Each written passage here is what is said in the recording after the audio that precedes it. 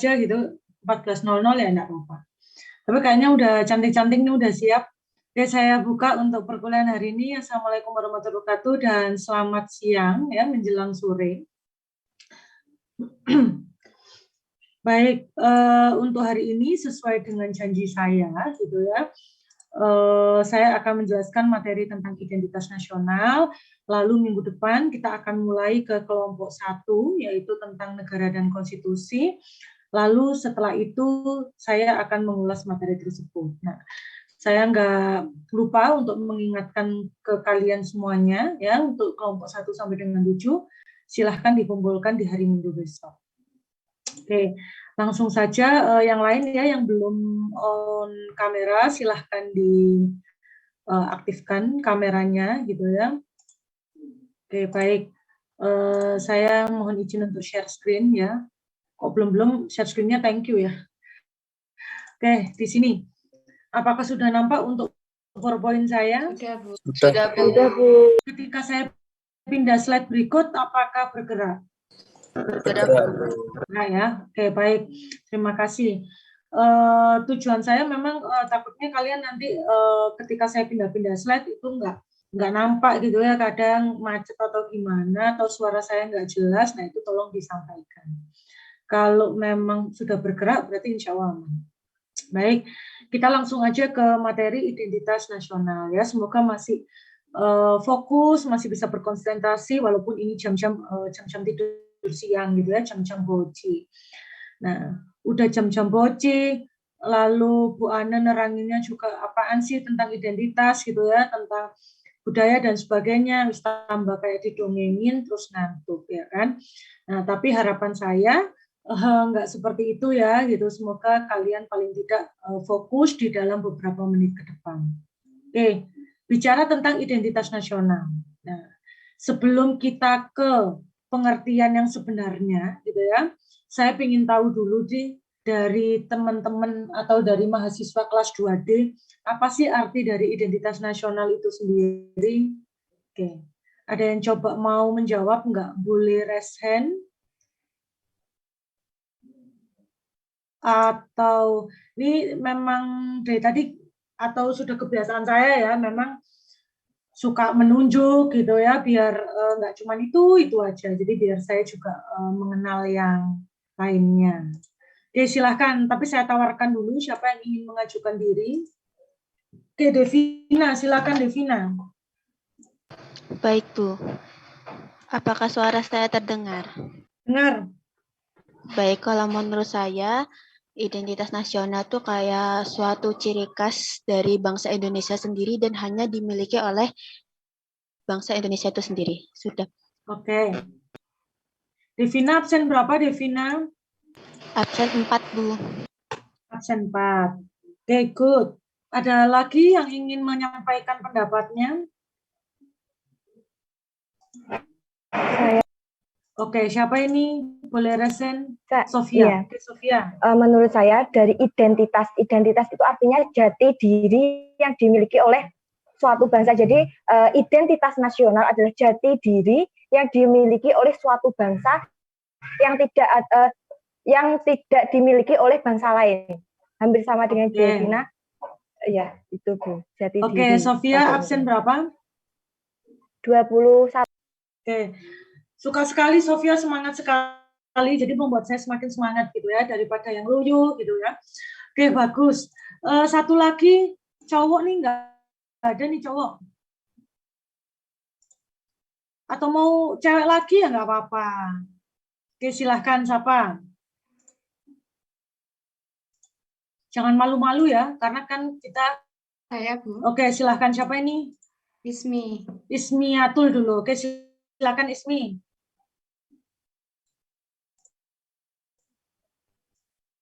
Masih di mute Ismi. Nah, oke.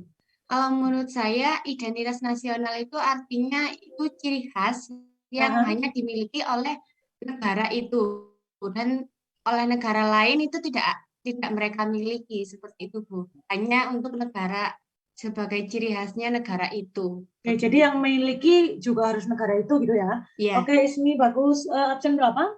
9, Bu. 9. Oke, di rumah saya agak deras, jadi agak keras ya kalau menyampaikan pendapat. Oke, Nanda terakhir, silakan Nanda. Iya Bu, permisi. Izin menjawab, menurut saya identitas nasional itu suatu kesatuan yang dimiliki oleh bangsa Indonesia seperti itu. Contohnya kayak tradisi, adat istiadat yang itu hanya dimiliki oleh negara itu saja. Bahasa seperti itu Bu. Terima kasih. Oke, Nanda absen? Nanda absen berapa? 13 Bu. 13. Absen Oke, 13. bagus. Ya. Oke, sudah bagus ya keempat mahasiswa jawabannya. Jadi dapat kita simpulkan gitu bahwa identitas nasional itu adalah kepribadian nasional atau jati diri nasional yang dimiliki suatu bangsa yang membedakan bangsa satu dengan bangsa yang lainnya. Jadi jelas memang tidak mungkin atau tidak boleh sama gitu ya, karena itu sebagai penanda dari jati diri nasional kita. Nah, kalau kalian lihat di slide saya itu ada lambang apa ini? Ingat kan ya? Burung Garuda, Bu. Pancasila. Oke. Hafal ya, insya Allah sila sila 1 sampai sila kelima ya. Semoga hafal gitu. Karena ini dari SD sampai SMA pasti kalian udah hafal lah ya. Nah, ini adalah salah satu lambang dari negara kita dan tidak dimiliki oleh negara lain, gitu kan? Nah, jadi inilah salah satu penanda yang membedakan bangsa Indonesia dengan bangsa yang lain. Nah, lalu apa pentingnya identitas nasional, gitu ya? Apa pentingnya identitas nasional? Itu ada 3, gitu ya. Yang pertama adalah kewibawaan negara dan bangsa Indonesia, yang mana artinya itu menanamkan spirit ya, national character building. Lalu sebagai penanda dan penunjuk jati diri, artinya sebagai bangsa yang loyal atau setia. Dan yang ketiga adalah pemersatu bagi warga negara Indonesia. Jadi saling menghargai satu sama lain. Nah, yang paling sering itu adalah terkait dengan pemersatu bagi warga negara Indonesia. Kenapa identitas nasional ini penting gitu ya? Karena kita tahu kan kita dari background yang berbeda-beda, gitu kan? Kita punya banyak suku, kita punya banyak kebudayaan. Nah, semisal kita kan saat ini di mata kuliah kewarganegaraan, ya bukan mata kuliah bahasa Jawa. Nah, maksudnya apa, Bu? Nah, maka saya harus menggunakan bahasa Indonesia untuk menjelaskan materi ini, gitu. Karena misal, ya kan, dalam satu kelas itu tidak semuanya dari suku Jawa. Ya, ketika saya menggunakan bahasa Jawa, otomatis ada yang tidak paham, gitu kan. Nah, untuk saling menghargai satu sama lain, maka saya harus menggunakan bahasa Indonesia, gitu kan, agar semuanya bisa memahami apa yang saya jelaskan.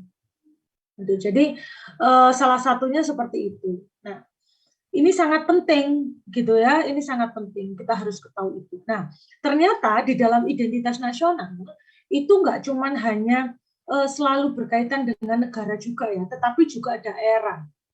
Nah, saya selalu mengatakan bahwa memang kalau namanya identitas nasional tuh saya rasa kalian sudah paham sebenarnya gitu ya. Apa lambang negara kita, apa semboyan kita, apa lagu kebangsaan kita, apa bahasa kita. Saya rasa kalian sudah paham akan hal itu. Nah, tapi apakah kalian paham akan identitas daerah kalian? Karena identitas daerah itu juga salah satu bentuk dari identitas nasional, gitu kan? Nah, saya ingin tahu gitu, sekarang ada yang ingin coba berani nggak menyampaikan identitas daerahnya itu seperti apa. Nah, identitas daerah ini bisa kalian sebutkan misal dari potensinya gitu ya, potensi dari daerah tersebut, atau mungkin ada kekhasan gitu ya, atau dari makanan ya, makanan khasnya, atau ada kegiatan apa gitu ya, acara apa yang itu berkaitan atau identik dengan daerah kalian. Nah, ada yang coba ingin berani menjelaskan nggak? Oke, good, Salsabila yang pertama. Ya, dari mana, Mbak? Saya sendiri itu dari Kabupaten Ponorogo. Oke, terus? Dari Kabupaten Ponorogo itu sering disebut dengan kota reog. Oke. Sebagai khasnya yaitu adalah tari reog, dan juga ada makanan khas tersendiri dari Ponorogo yaitu sate ayam Ponorogo. Yang membedakan dari sate-sate dari lainnya. Begitu. Bedanya itu kalau sate Ponorogo itu dimasak dulu, baru dibakar. Begitu. Jadi lebih tahan lama. Jadi biasanya kalau saudara-saudara saya dari luar Ponorogo itu sering bawa satenya itu lebih dari 100 tusuk itu untuk dibawa untuk dimakan di rumahnya begitu, Bu. Oke, ini kalau kita bicara Kota Reok tuh ya yang Ya. sempat diklaim oleh negara sebelah gitu ya, yang sempat ramai gitu kan. Nah, itu khas sekali. Oke, Salsabila, dan itu sebenarnya memang Reok itu punya filosofi tersendiri gitu ya, dari Reok itu sendiri gitu. Mungkin kalau Salsabila tahu filosofi dari Reok sendiri boleh diceritakan. Kalau nggak tahu ya udah pas daripada salah gitu ya. Iya, saya sedikit agak lupa ya, Bu. Kayak di Reok Ponorogo itu ada sendiri ceritanya. Jadi tari Reok itu diambil dari pemimpin pemimpin kerajaan dulu-dulu itu kerajaan Bantarangin. Itu ceritanya mau mempersyuting putri dari kerajaan Kediri, lalu kayak ada sayembara gitu ya, Bu. Jadi itu ada pangeran tampan namanya Prabu Wonosewandono, lalu dia bersaing sama raja dari lupa saya kerajaannya itu, dia itu sakti mandraguna, tapi sayangnya dia itu punya fisik yang sedikit berbeda dari manusia. Jadi dia tuh fisiknya itu kepalanya singa, tapi badannya manusia. Nah, jadi Prabu Wonosewandono itu bertengkar sama namanya siapa ya? Mungkin Alisa juga dari Ponorogo juga, Bu. Itu saya sedikit lupa ya namanya. Siapa, Bu? Namanya itu jadi lawannya itu dalam cerita itu yang pakai topeng itu loh, Bu, yang pakai besar itu namanya Barong. Sedikit lupa, Bu, saya, Bu. Jadi bertarung itu, jadi dalam ceritanya tari Reok itu juga menggambarkan kenapa Prabu Wonosewandono itu melawan Singobarong. Oh iya, namanya Singobarong, Bu.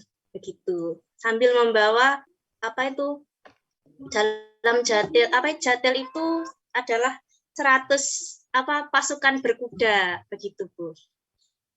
Oke, paling tidak tahu ya gitu, saya malah nggak tahu gitu ya. Jadi kita sama-sama saling belajar. Saya pun juga belajar dari Salsabila. Oh ternyata ceritanya seperti itu maksudnya. Gitu. Paling nggak sekilas Anda tahu. Oke, good. Salsabila absen 20, Bu. 20. Mungkin Alisa juga dari Ponorogo. Oh juga sama. Mau menambahkan Alisa? Iya, Bu, masuk mau menambahkan untuk ciri khas dari Ponorogo itu. Suara saya terdengar ya, Bu? Terdengar dengan jelas, wajahnya yang nggak kelihatan. Ya, untuk karakteristik dari Ponorogo yang lainnya itu biasanya Ponorogo disebut kota santri, Bu. Soalnya kan di Ponorogo itu banyak pesantren seperti Gontor, ya benar, Bu. Jadi termasuk kota santri ya, itu salah satu identik dari kota Ponorogo. Oke, Alisa, tambahan ya. Tapi nggak apa, kasihan ya kalau nggak kasih nilai. Alisa, absen berapa, Alisa? Saya absen 1, Bu. 1. Oke, selanjutnya Rizky dulu ya, setelah itu terakhir Syifa. Oke, Rizky, dari mana Rizky? Saya dari Blitar, Bu. Dari Blitar, oke. Ini sama-sama Jawa Timur ya. Oke, Blitar, gimana Rizky? Jadi kalau identitas dari Blitar itu sebenarnya dapat dilihat dari berbagai bidang ya, ada di kulinernya, ada di adat istiadat, ada di religiusnya juga. Jadi saya bahas satu persatu. Jadi dari segi kuliner, jadi Blitar itu terkenal sama agrowisata blimbing dan juga kampung coklat, di mana dua komoditas ini itu terkenal sampai luar negeri. Jadi di mana kalau di Indonesia yang terkenal itu coklat dari mana? Salah satunya dari Blitar. Salah satu penghasil blimbing terbesar di mana? Dari Blitar juga. Lalu dari segi adat istiadat, jadi di Blitar itu setiap tanggal 1 Muharram itu ada yang namanya pencucian gong Kiai Pradah, itu letaknya di Ludoyo itu.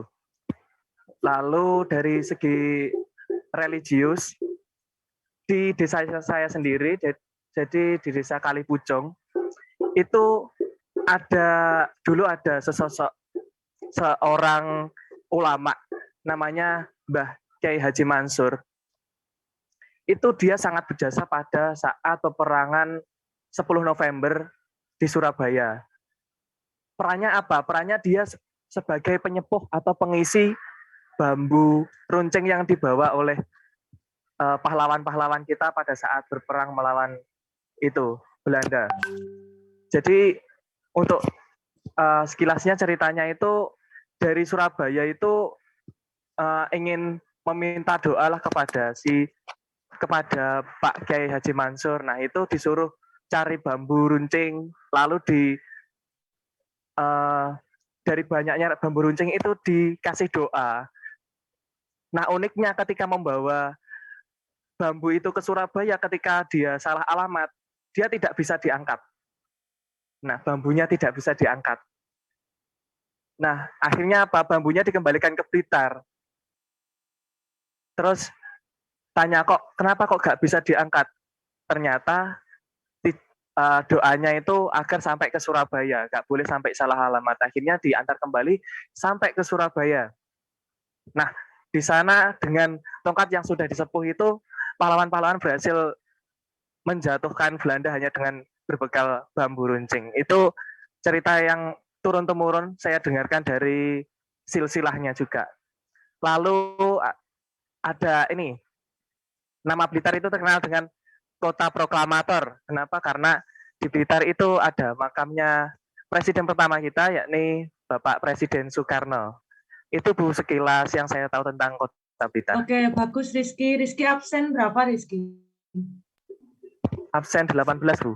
18 ya. Ya, jadi mulai dari Kampung Coklat, Blimbing tadi ya, itu salah satu potensi besar dari Blitar, dan pastinya gitu ya ada yang namanya proklamator ya, yang mana almarhum presiden pertama kita dimakamkan di Blitar gitu ya.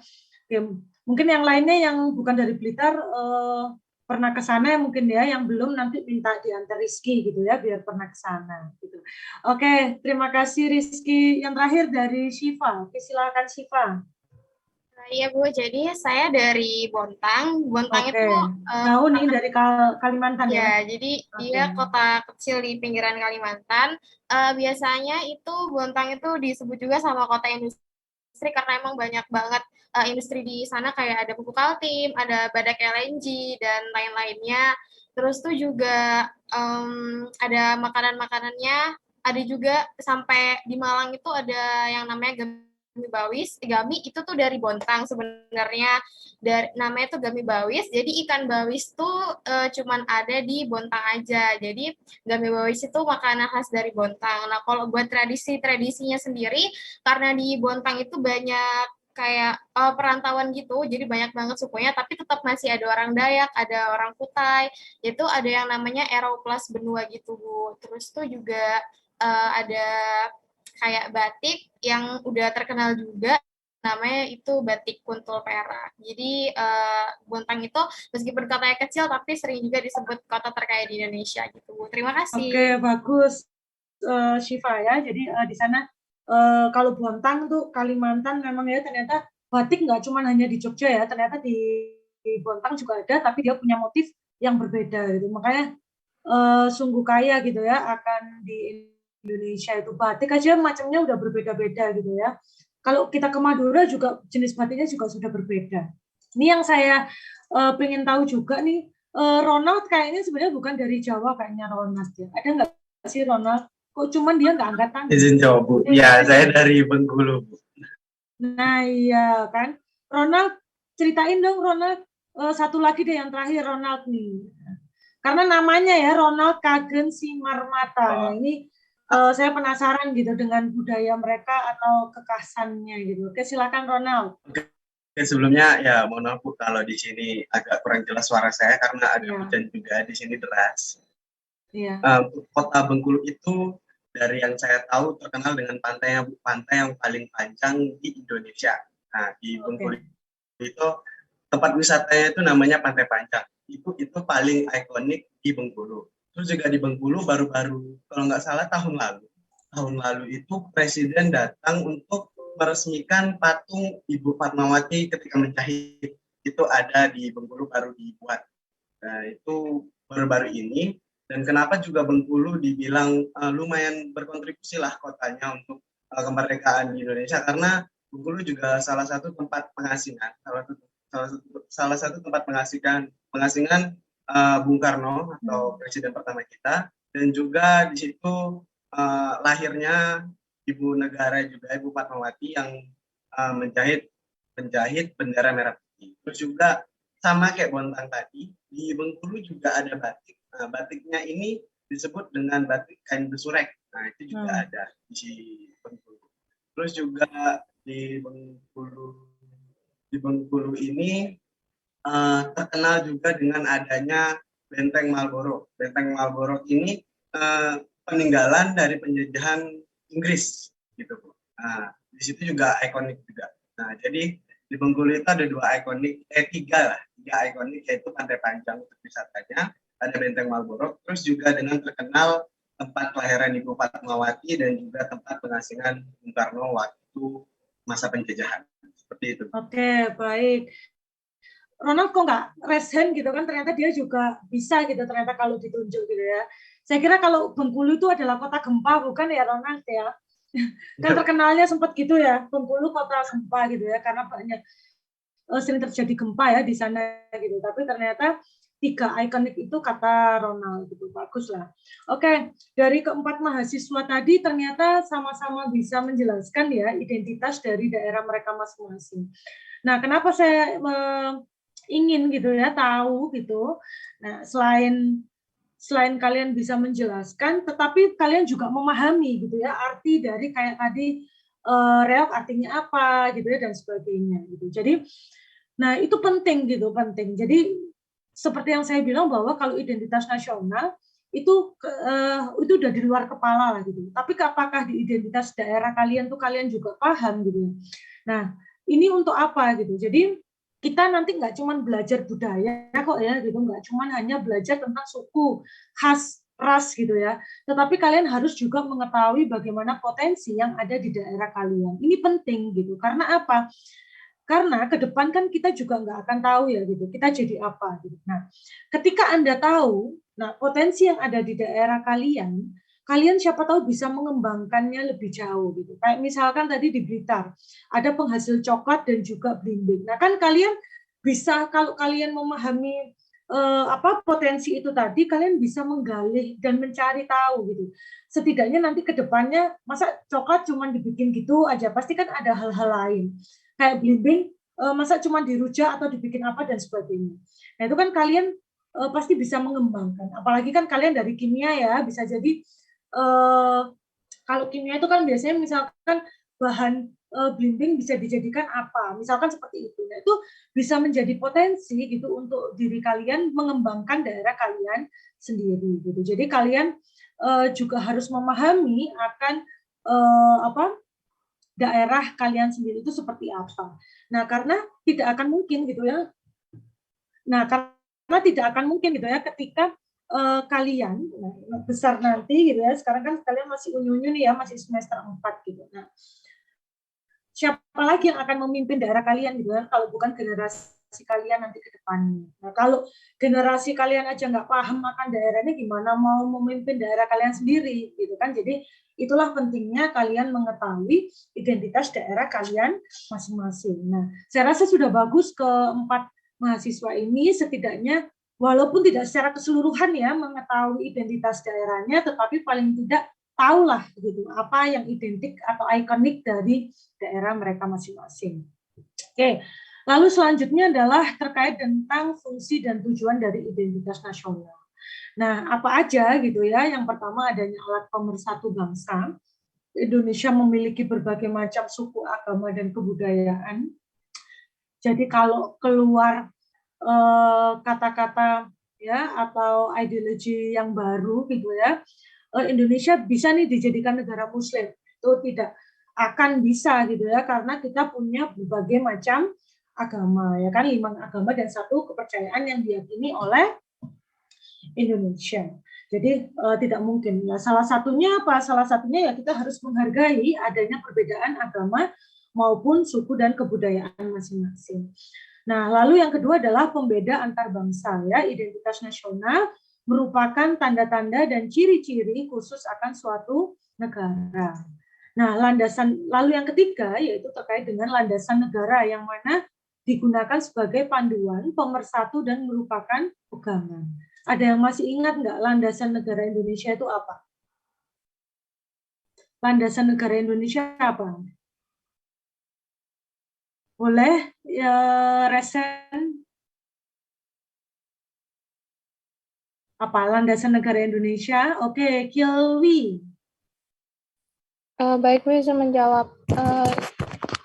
Landasan idealnya itu Pancasila itu. Oke, bagus. Landasan negara Indonesia adalah Pancasila. Kilwi absen berapa? Absen 10, Bu. Oke, absen 10. Ini kelas berapa sih tadi? Oh ya Allah, maaf. Untung saya nggak salah tulis absen 10 ya. Ya, oke. Jadi landasan negara Indonesia itu adalah Pancasila. Nah, nanti di minggu depan ya kan kita akan berbicara tentang negara dan konstitusi, dan di situ pasti ada kaitannya dengan Pancasila gitu ya. Apa kaitannya gitu. Nah, ketika kita bicara konstitusi pasti kelompok yang bahas ini pasti juga akan bicara tentang UUD 45 yang mana UUD 45 itu termasuk dalam konstitusi yang tertulis. Nah, kalau saya jelaskan secara sekilas gitu ya, jadi UUD 45 atau peraturan di bawah UUD 45 tidak boleh bertentangan dengan Pancasila. Itu kan, yang mana Pancasila itu memiliki 5 sila dan di dalam masing-masing sila mempunyai value atau nilai. Jadi ketika Undang-Undang 45 itu dan juga peraturan perundang-undangan lainnya dibuat, itu tidak boleh bertentangan dengan Pancasila. Misal sila yang pertama ya kan, ketuhanan yang Maha Esa mengandung arti bahwa kita harus percaya akan adanya Tuhan. Nah, yang harus kita percaya dan kita yakinin kan salah satu ya dari 5 agama dan 1 kepercayaan yang ada di Indonesia. Nah, maka ketika kita tidak beragama atau kita tidak yakin akan adanya Tuhan, maka kan tidak ada gitu ya, tidak diperbolehkan di Indonesia. Walaupun ada saja yang namanya misal Islam KTP, Kristen KTP gitu. Tetapi secara administratif tidak ada yang namanya ateis gitu kan di KTP. Nah, maka itulah keterkaitan antara peraturan perundang-undangan dengan nilai-nilai yang terkandung di dalam Pancasila. Nah, lalu yang keempat adalah terkait dengan identitas negara, yaitu ciri khas sebuah negara dari negara lain. Oke, lalu yang selanjutnya, nah identitas nasional itu ternyata terbentuknya ada dari beberapa sumber, yang mulai dari sumber historis, sosiologis, dan politik. Yang mana kalau historis itu berarti sejarahnya, sosiologis itu berarti dari perkembangan ya atau perilaku masyarakat, kalau politik itu berarti dari peraturan yang ada di Indonesia. Nah, apa aja identitas nasional kita gitu ya? Ya ini tadi yang saya bilang, insya Allah sudah di luar kepala gitu kan kalian, yaitu mulai dari bahasa, bendera, lagu, dasar falsafah, semboyan, dan lambang negara. Jadi saya rasa ini sudah tidak perlu hafalan ya, tapi sudah di luar kepala. Nah, lalu ada apa lagi? Nah, ada konstitusi, konsepsi wawasan Nusantara, kebudayaan daerah, dan juga norma-norma adat. Nah, jadi norma adat ya, hukum adat itu juga termasuk dalam identitas nasional. Selain adanya hukum nasional, gitu ya, kita tahu bahwa hukum yang berlaku di Indonesia itu akan adalah hukum nasional, tetapi tidak dipungkiri adanya hukum adat. Nah, biasanya yang kental itu seperti kayak di daerah Bali ya. Nah, itu banyak sekali di situ hukum-hukum adat yang diberlakukan. Nah, itu bagaimana jika bertentangan gitu ya dengan hukum nasional, itu ada asasnya juga gitu. Oke, saya lanjutkan dulu biar nggak terlalu dalam dulu ya. Nah, di sini ada beberapa unsur identitas nasional. Nih, kalian lihat ya, mulai dari sejarah sampai budaya unggul. Nah, itu tadi kan yang saya bilang identitas dari daerah kalian, mana yang unggul, potensinya apa. Nah, itu termasuk dari unsur-unsur identitas nasional. Nah, sebenarnya beberapa hal ini juga bisa disimpulkan menjadi 2 faktor pembentuk identitas nasional. Ada yang tahu nggak apa faktor pembentuk identitas nasional? 2 faktor pembentuk identitas nasional apa saja? Kalau yang tahu silakan raise hand.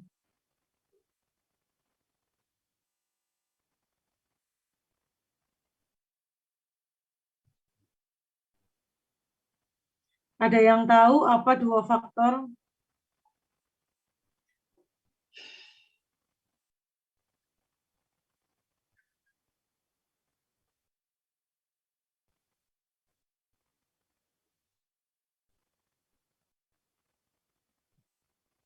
Ada yang tahu, Kang?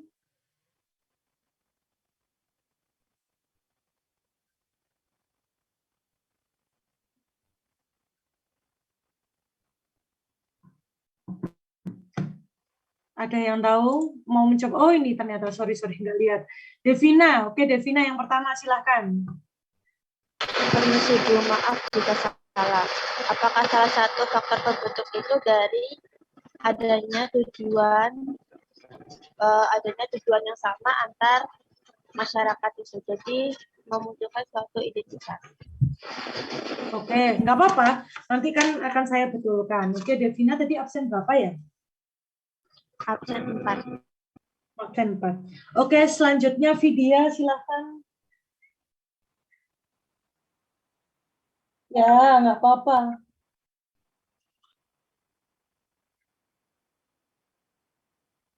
Oke.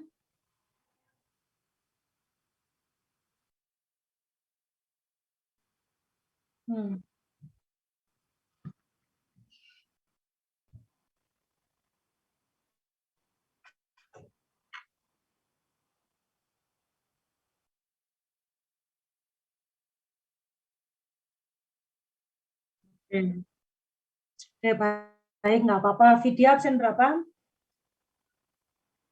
6, oke.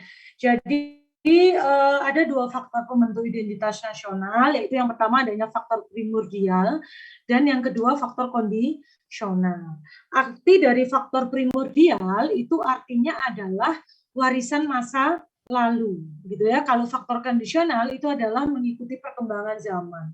Jadi 2 faktor ini itu sebenarnya saling berkaitan, gitu ya. Jadi misal saya contohkan, mungkin kalau di adat atau di suku Jawa gitu ya kan menggunakan kebaya, ya kan? Nah, maka ketika itu kan termasuk warisan masa lalu ya, faktor primordial. Nah, apa kaitannya dengan faktor kondisional gitu ya? Nah, perkembangan zaman. Nah, kan tidak akan mungkin ya kita kalau ke kampus gitu ya atau ke mana gitu menggunakan kebaya. Nah, itu kan unsur identitas faktor primordial dengan faktor kondisional. Nah, tetapi agar tidak luntur, bagaimana caranya? Nah, berarti biasanya ada beberapa instansi gitu ya.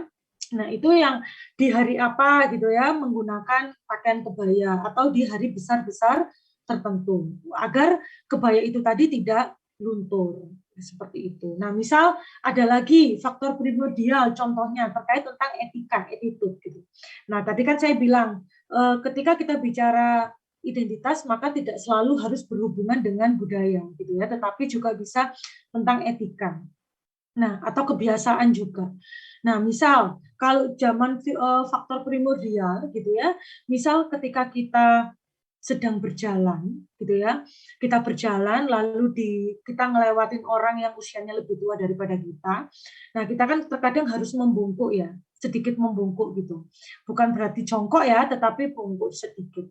Nah, tetapi dengan adanya faktor kondisional, etika-etika seperti itu sekarang jarang dilakukan oleh muda-mudi saat ini gitu ya. Jadi lewat-lewat aja meskipun ada orang tua yang usianya lebih tua dibanding kita lewat-lewat aja gitu tanpa membungkukkan sedikit lah. Ini suatu hal akhirnya adanya faktor primordial dengan faktor kondisional. Nah, ini kan akhirnya terbentuknya identitas nasional itu akhirnya juga mengikuti perkembangan zaman gitu ya. Walaupun yang aslinya apa tetapi akhirnya sedikit demi sedikit agak luntur. Nah, agar tidak luntur ya kalian harus bisa mempertahankan kebaikan-kebaikan itu tadi gitu ya. Nah, karena saya lihat juga sekarang sudah mulai berubah zamannya gitu ya. Kayak misalkan dulu faktor primordial lagi nih, ada contoh lagi. Dulu kalau kita kirim pesan harus surat menyurat gitu kan. Nah, dengan adanya gadget saat ini kita tinggal setiap hari tidak bisa hidup tanpa gadget gitu kan. Bangun tidur yang dipanggil yang diambil langsung gadget, yang dilihat langsung gadget. Nah, maka itu termasuk dari faktor kondisional gitu kan, adanya perkembangan zaman. Jadi kalau dulu primordialnya surat menyurat, kalau sekarang dengan adanya perkembangan IT, kita tidak perlu lagi surat menyurat gitu kan, tetapi tinggal kirim pesan gitu ya di gadget yang kita miliki gitu kan. Kayak kalian misalkan nggak masuk, kan kalian udah nggak bikin surat gitu ya. Kadang ada yang masih bikin surat, tapi kan kalian foto ya, nggak perlu kalian kirim ke alamat rumah saya gitu kan. Jadi itu sudah mulai berbeda gitu, karena dengan adanya faktor kondisional. Nah, itu salah satu pembentukan identitas nasional kita gitu. Nah, makanya kenapa Indonesia itu identik dengan orangnya selalu ramah-ramah gitu kan. Ketika ada warga negara asing, bule-bule, selalu kita tanyai, mesti yang pertama adalah enak nggak di Indonesia? Enak, karena orangnya ramah, baik, dan sebagainya. Itu salah satu identik dari adanya Indonesia atau identitas nasional kita. Nah, identitas nasional itu kan sebagai karakter bangsa. Sehingga ini tadi ya, identitas bukan sesuatu yang hanya dipertahankan, namun juga selalu berproses mengalami perkembangan gitu. Karena mengalami perkembangan. Bukan berarti harus dilunturkan, tetapi pasti kita juga harus mengikuti perkembangan zaman gitu ya. Kalau kita tidak mengikuti, pasti kita juga akan tertinggal gitu kan. Misal sekarang di Polinema ada yang namanya kelas internasional gitu kan. Apakah ini akhirnya melunturkan bahasa Indonesia gitu kan? Ya tentu tidak gitu. Karena apa? Karena kita masih bisa menggunakan bahasa Indonesia dalam keseharian kita. Gitu. Kalau misalkan kelas internasional kan di kelas full English gitu misalkan ya. Nah, maka di luar itu kan kita juga masih bisa menggunakan bahasa Indonesia. Kalau kita nggak mengikuti perkembangan zaman itu, maka ketika kita sekarang bekerja, yang dicari syaratnya salah satunya adalah minimal nilai TOEFL, nilai IELTS kayak gitu kan. Nah, kalau kita nggak mengikuti perkembangan zaman, nah gimana kita mau maju, gitu kan? Punya kerjasama bilateral atau multilateral dengan negara lain juga pakai bahasa Inggris, gitu kan? Nah, kalau kita di dalam posisi menjadi karyawan, kita tidak tahu juga akan tidak maju kan perusahaan tersebut atau instansi tersebut. Nah, maka itu semua akhirnya juga akan berproses mengalami perkembangan gitu ya. Yang penting ada saatnya kita bisa tahu atau memilah-milah gitu ya, agar tidak pure 100% luntur budaya kita. Oke, nah di sini ada proses berbangsa dan bernegara. Ternyata kan identitas nasional itu nggak ujuk-ujuk gitu ya, nggak tiba-tiba ada, tetapi harus melalui sebuah proses. Kalian nanti dapat gelar AMD gitu ya, nggak ujuk-ujuk dapat gelar gitu kan ya, tetapi melalui sebuah proses. Nah, di sini ada proses berbangsa dan ada proses bernegara. Kenapa kok dibedakan gitu ya? Kenapa mau nggak dijadikan satu? Nah, karena ada perbedaan di sini, pasti ada perbedaan. Nah, yang ingin saya tanyakan, ada yang tahu nggak apa perbedaan antara bangsa dan negara? Oke, silahkan kalau ada yang tahu, resen.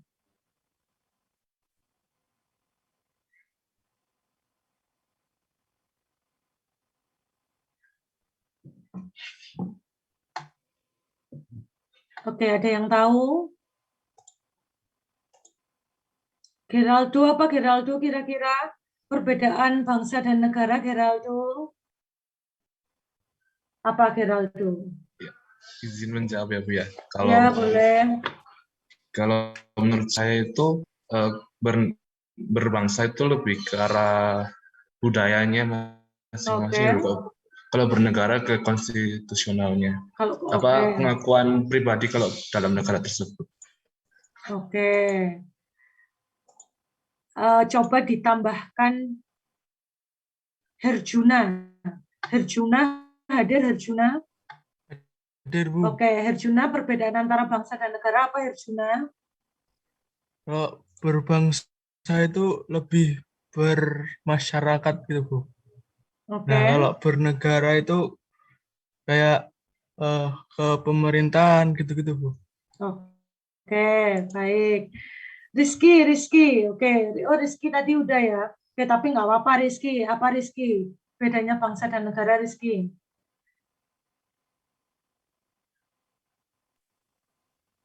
Permisi Bu, suara saya terputus-putus nggak? Enggak, bagus. Clear.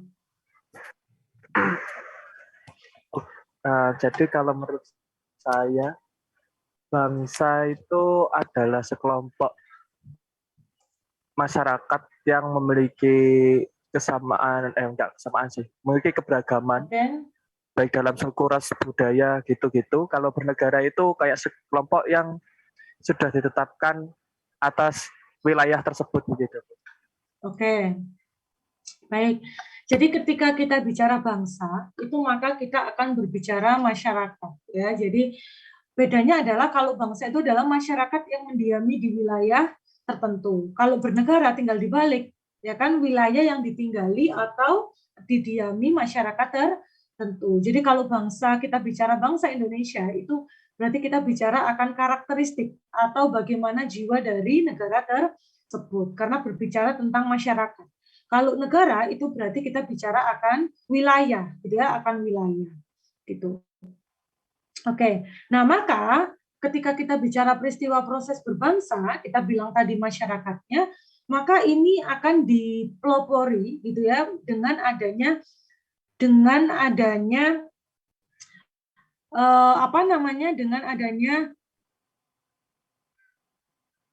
beberapa organisasi pemuda, gitu ya, beberapa organisasi pemuda.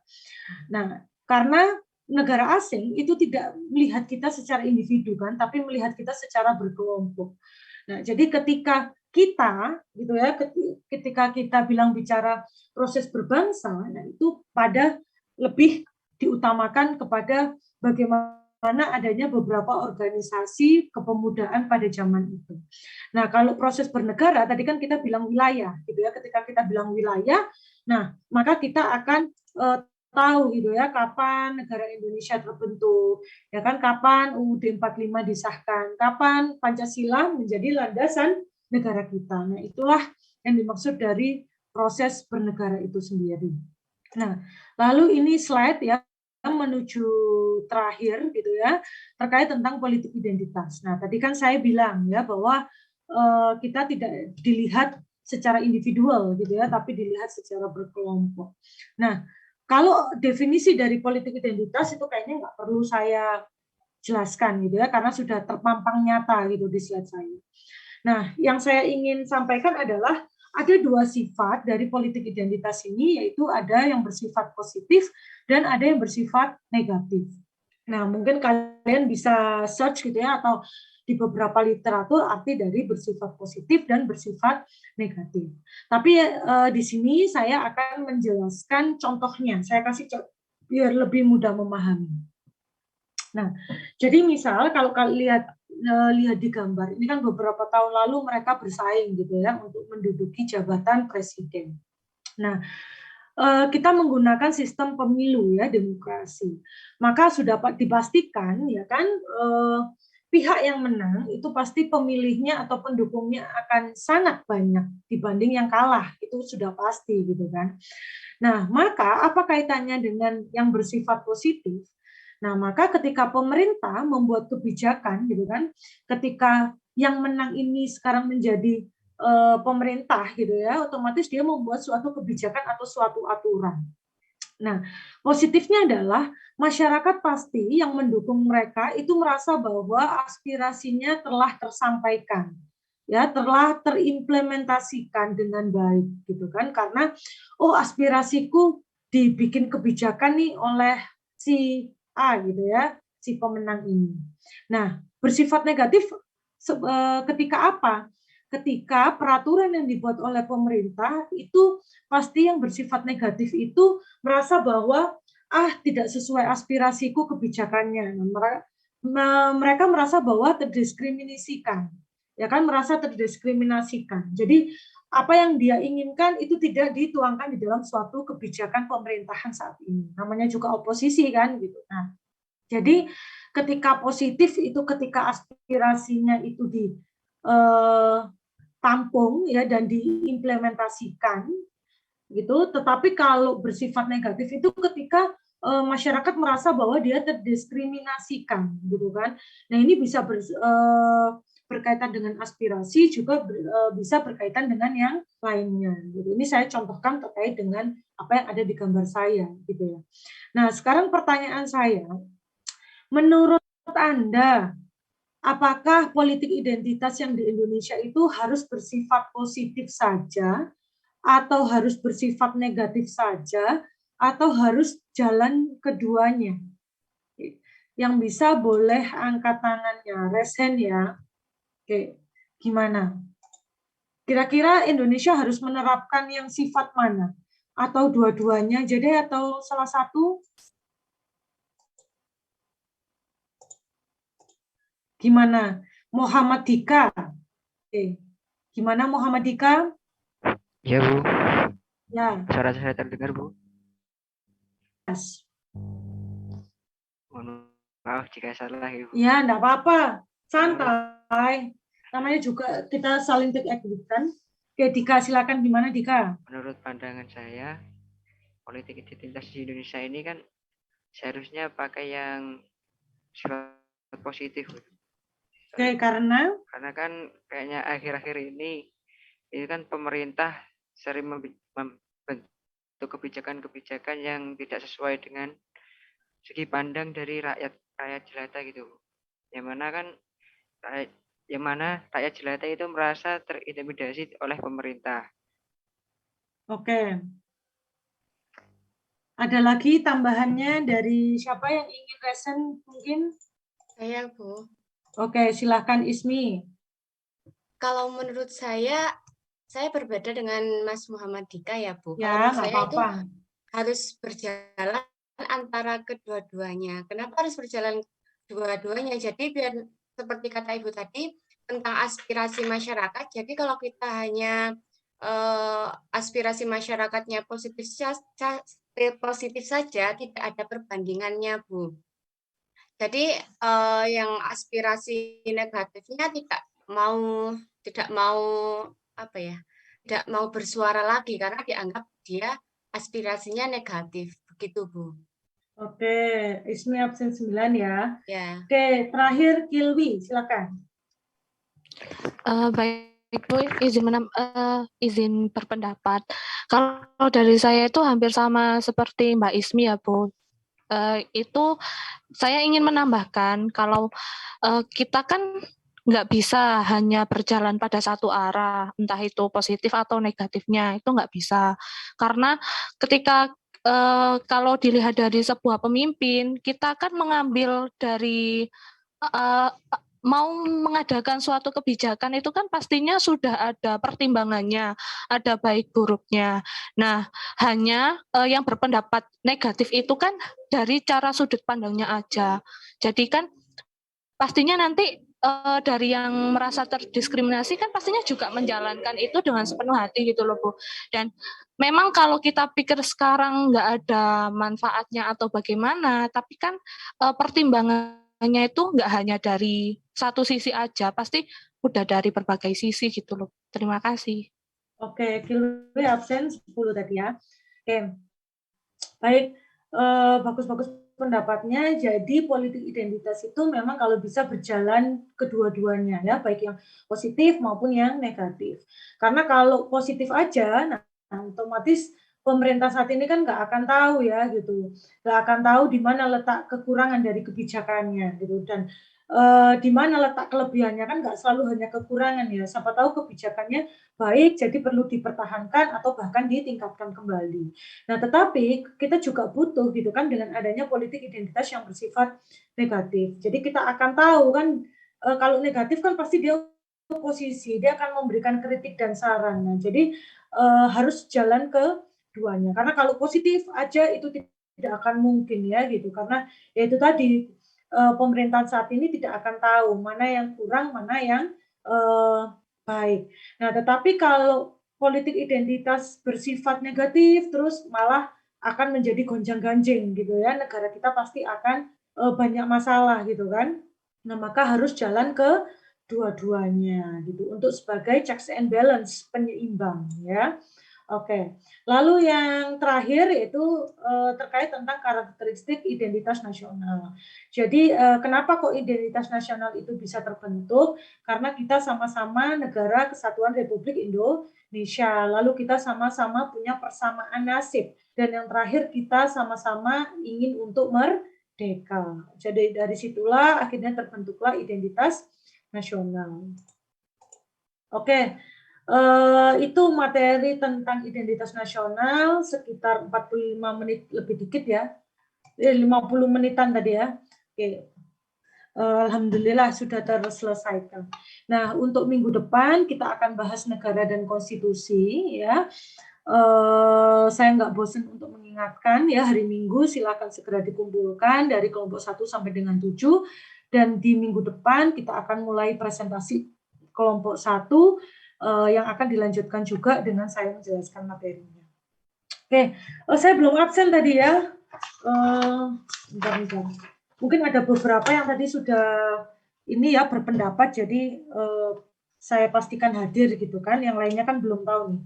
Alisa tadi ada ya, Lisa ya? Hadir, Bu. Oh ya, Lisa ada, Aziza. Hadir, Bu. Oke, Aziza ada, Devi Andina. Hadir, Bu. Devina ada tadi, Erika. Hadir, Bu. Vidya. Ya, Vidya ini tadi ada, Geraldo ada ya, Herjuna ada, Ismi ada, Kilwi, Margareta. Hadir, Bu. Oke, Dika. Dika Hadir, tadi Bu. ada ya, Dika ya. Oke, Nanda. Hadir, Bu. Oke, ya Nanda hadir. Nur Rohma. Hadir, Bu. Lurus. Hadir, Bu. Putri. Hadir, Bu. Ya, ini Putri Riau, beneran dari Riau berarti ya? Itu, Bu. Mama dari Riau. Oh, Mama dari Riau. Iya. Saya kira asli Riau, soalnya juga menyampaikan nih tadi. Oke, Risma. Hadir, Bu. Risma, oke, hadir. Rizky. Hadir ya tadi ya? Rizky, Ronald hadir, Salsabila. Salsabila tadi hadir ya? Iya. Oke, Salsabila, Sofia hadir, Syifa. Syifa, oh ya hadir tadi. Oke, baik. Hadir semuanya. Pas juga di azan asar ya sekarang, jadi sholat asar ya setelah ini, terus bisa tidur kan, habis libur ya. Oke, baik, sekian dari saya. Terima kasih atas partisipasi dan kehadirannya. Terima kasih yang membuat saya semangat juga, karena kalian juga semangat gitu ya. Jadi kalau kalian nggak semangat, saya pun juga nggak semangat gitu ya. Dan nggak perlu takut untuk salah ya. Belum tentu juga saya benar kan, karena kita simbiosis mutualisme lah ya, take and give intinya gitu. Jadi kita sama-sama belajar. Oke. Saya rasa itu perkuliahan hari ini. Terima kasih. Saya ulangi lagi ya partisipasi dan kehadirannya. Semoga kita selalu dalam keadaan sehat. Saya akhiri. Wassalamualaikum warahmatullahi wabarakatuh. Terima kasih, Bu.